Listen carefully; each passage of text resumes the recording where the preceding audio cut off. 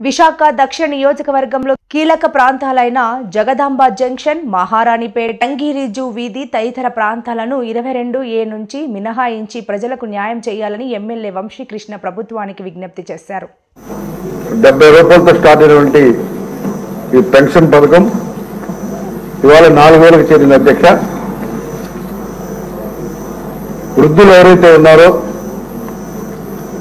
వాళ్ళ మెడిసిన్స్ కొరకు లేకపోతే కష్టకాలం ఉన్నప్పుడే ఉపయోగపడతాయి ఒక మంచి ఉద్దేశంతో ఈ పథకం ఒక అద్భుతమైన పథకం. అధ్యక్ష, ఆ రోజు 70 రూపాయలతో స్టార్ట్ అయిన పథకం తర్వాత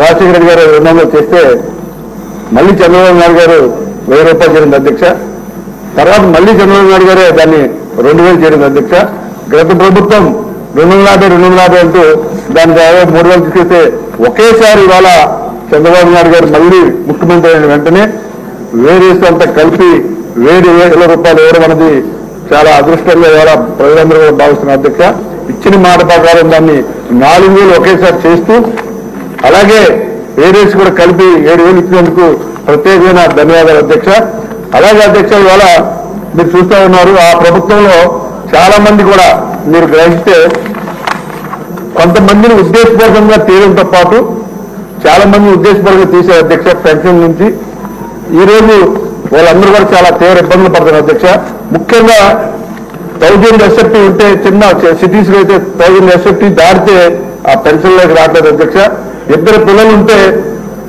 పిల్లలు ఉంటే కింద ఒక ఫ్లోర్ పైన ఫ్లోర్ ఉన్నా కూడా అది 1000 SFT దాటాయి. అధ్యక్ష, అలాగే అవుట్ సోర్సింగ్ చిన్న ఎంప్లాయ్మెంట్ ఉన్నా కూడా 12,500 శాలరీ ఉన్నా కూడా అలాగే వెళ్తుంది. అధ్యక్ష, ఇంకా